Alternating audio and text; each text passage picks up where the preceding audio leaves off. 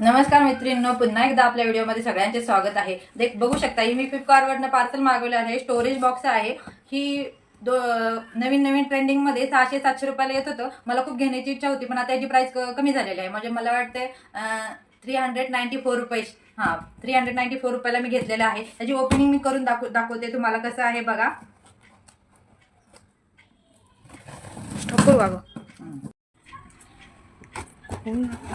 याचा वेट मी जास्त आहे बरं का, वेट जास्त आहे आणि कुठलाही प्रमोशनल व्हिडिओ नाहीये. मला घ्यायचं होतं म्हणून मी ऑर्डर केलेलं आहे. हे बघू शकता इथं आलेलं आहे. स्टोरेज बॉक्स आहे. आपलं मेकअपचं सामान, पोरांचं सामान, गर्लचं सामान सगळं यात बसू शकते.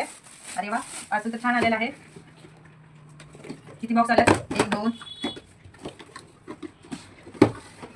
3 4 5 बॉक्स आलेले आहेत. मी आता ह्याला चेक करून दाखवते. माझं मेकअपचं सामान घरात इकडे तिकडे सगळीकडे पडलेलं असतं.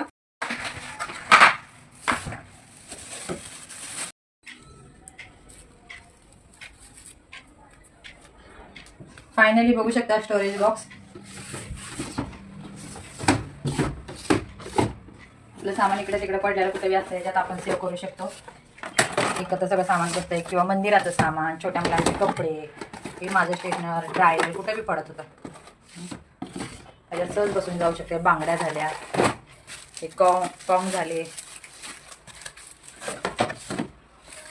भरपूर सामान बसू शकते. पावडरचा डबा, तेलाची बाटली,